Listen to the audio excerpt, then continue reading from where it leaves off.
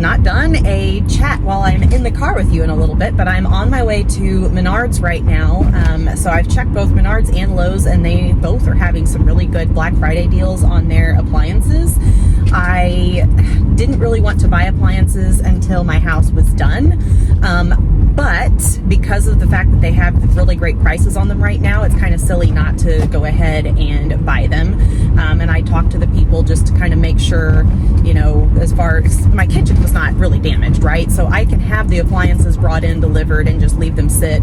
And, you know, they said that if for any reason, whenever the electric and the water and everything is back on and I get these appliances in, if for any reason something doesn't work, you know, they'll be able to work with me on, you know, getting them replaced or what have you. So I feel pretty comfortable in going ahead and doing it. I will sell my existing fridge because I've only had it for a year. I bought what I was basically forced to buy because at that time when my old refrigerator went out, I had all white appliances, and it's really hard to find white appliances that are in stock, and pretty much everything that I found was going to be at least a month for it to be delivered. And like, I couldn't go without a refrigerator, obviously. I had to have something right away. And then also I have restrictions, or had restrictions, because the doorway going into my kitchen was narrow. It was only 30 inches wide, and it was also in the hallway. So you really couldn't get into my kitchen, especially not with the full-size refrigerator, because they're like 34 to 36 inches deep. So even with the doors taken off, it wouldn't have even fit through the doorway. But then on top of that, the space where the refrigerator goes was not deep enough. It was only about between 30 and 31 inches from the edge of my kitchen doorway to the wall where the refrigerator fit. So if I had gotten a full-size refrigerator, even if I could have gotten it into the kitchen, which wouldn't have happened in the first place, but if I had, then it wouldn't have even fit into the space that was dedicated for the refrigerator. It would have stuck about 3 inches out into the kitchen doorway, which obviously is not ideal. So I had to have a counter depth refrigerator, and I had to have white. And out of everything at all of the stores I went to, I could only find one in the entire town that fit both of those bills. And so that was what I had to go with. I really didn't have any options. So now, since this has all happened, the first thing that I did, or had them do, because they had to open up all the walls, all the plaster and everything was taken off anyway, I had somebody there framing for the roofing. So I had him reframe my kitchen doorway. He moved it down so it's no longer in the hallway, and also widened it. So right now it's 38 inches wide. Once it's all like framed out and finished, it'll be 36 inches wide, which is kind of a standard doorway for modern construction. And then also there's about 40 inches now between that doorway and the wall. So I can fit easily a full-size refrigerator. I have 40 inches of space that direction. I have about 37.5 inches of space width-wise. So I can fit a very big refrigerator. Now I'm not going excessive. I'm still going with like a normal, I think it was 35, almost 36 inches wide and about 35.25 deep. So just right to fit in that space. So I can now have a refrigerator that I want. The stove, I wanted to get a stove with the built-in air fryer. My existing stove honestly still works, but it's due to go out at any time. I mean, my refrigerator went out, my dishwasher went out, my hot water heater went out. All of that stuff was around the same age. It was all like 20 to 25 years old. So I'm sure that the stove is as well. And its time is due. I mean, honestly, and I don't even know if it works at this point anyhow, because when the tree fell on the house and broke the power lines, there's a solid possibility that it created a power surge that could have killed the appliance for all I know. So at any rate, I'm going to go ahead and hop inside. I'm at Menards now. I found a Maytag set that I really like. I'll get a little bit of footage so I can show you what I am getting. And then I need to get that scheduled to be delivered. I don't know what to do for sure about my existing appliances. The stove, obviously, I'm getting rid of. The refrigerator's brand new. The only downfall is since I don't have electric in the house, I can't plug it in to make sure that it works in order to sell it. So I may just have it hanging out at my house until the electric is back on and I can actually test that. And kind of the same deal with the dishwasher, because it's only a couple of years old, so I could sell both of those and recoup a little bit of my money. So, time will tell. But anyhow, I'm gonna hop inside and I will take a quick video of what I'm buying, and then I'm gonna get the purchase made. All right, so this is the refrigerator. I like the handles on this one. They don't look super industrial like a lot of them do. And it does have water and ice. I don't really care about that because I have a reverse osmosis and I really don't use ice. But it is what it is. And then the freezer section. So plenty of space in this one.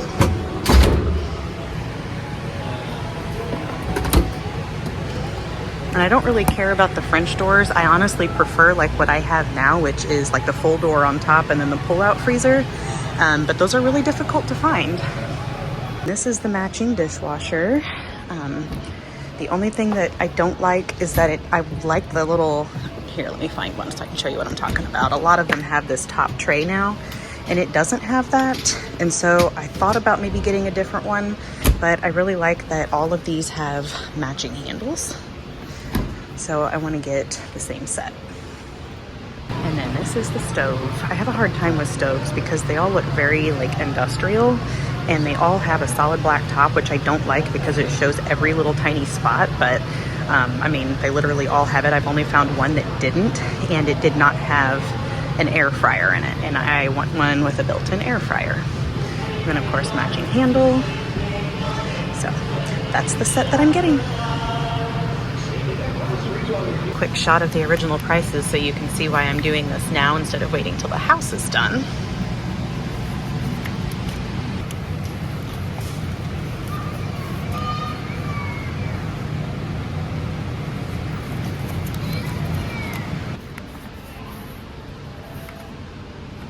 Oh, and that's even a sale price. Where's the original?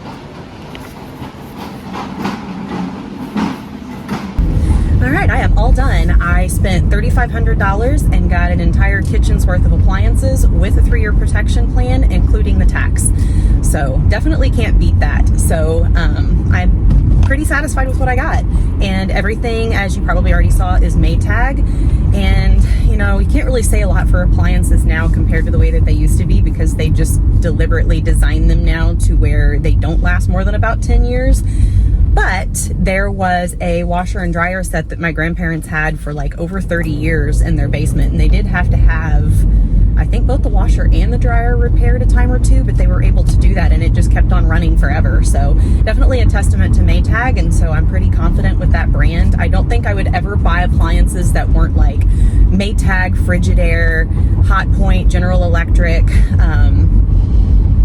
Feel like I might be forgetting one, but anyhow, definitely all of the old standbys. I have heard horror stories about Samsung refrigerators and LG refrigerators, so I would never buy their appliances, but pretty content with Maytag. So anyhow, I am on my way now to hit some antique stores, so let's go see if we can find a desk. This one is my favorite for finding furniture, so let's see what they have. I do like this chair. I don't think I need it though. I already have a basement chair. Not quite the type of desk I'm looking for, but there's one option. Honestly, how perfect would this little table be? Oh, don't want to knock stuff off the top, but each one of these books is a drawer. But this one is my favorite book. Let's see, Tess of the D'Urbervilles, and then those two don't have anything, but that would be perfect for a library. There was an absolutely gorgeous desk in this booth once, and of course it is long gone by now.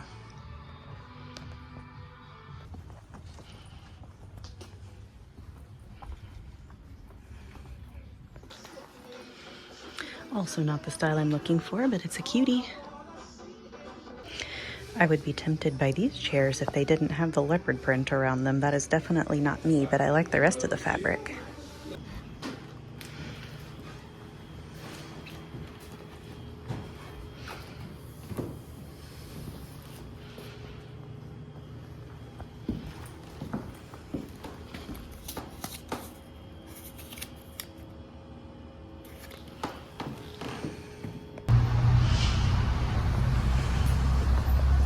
Stop.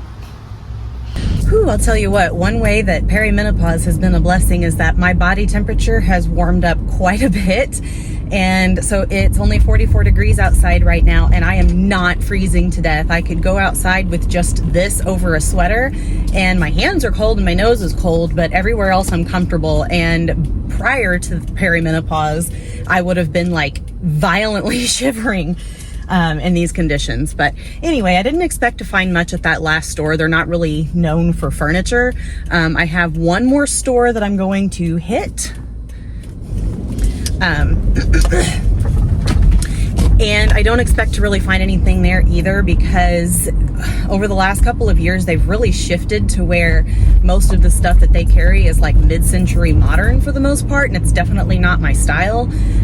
So anyway, when I'm done there, I just have to decide whether I want to go back for the desk that I found, and there's a solid chance that I will, because the only thing that I would have preferred is if the top was like the leather top instead of the slate top.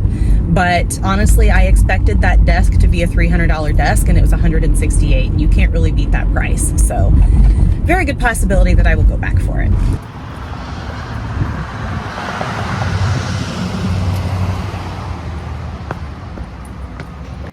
I actually really like this set, but whatever I have in my library is going to get regular use, and I just don't see this holding up for the long haul. See what I mean by the mid-century modern?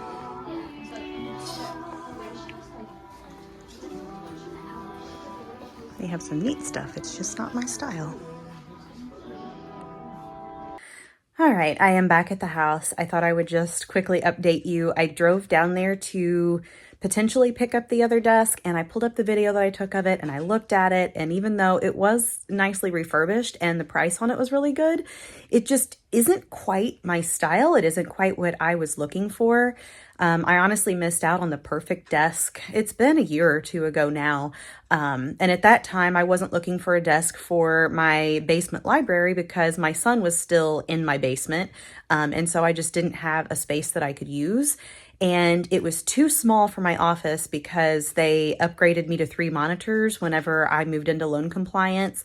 And the desk just wasn't wide enough to fit all of that. So even though it was beautiful and it was the absolute perfect desk, I didn't have a use for it at that time, so I did not buy it. But I at least know that something like that could very well pop up again. So I don't want to just settle for the first thing that I find. I have plenty of time because we're looking at probably still a couple of months before I'm back in my house. I was originally hoping it was going to be January 1st, but the issue with the drywall company that I had hired previously and then ghosted me, everything's at a standstill in my house right now. So at this point, I think it's going to be definitely after Thanksgiving before any work starts on the inside. So there's no way I'm going to be in there by the 1st of the year at this point. So I'm now hoping for the 1st of February, but either way, I have plenty of time. So I'm going to keep looking. There's always new stuff popping up at the antique store. So it's probably going to become a new weekend, just shopping, quick run in and browse around that I do until I find what I'm looking for.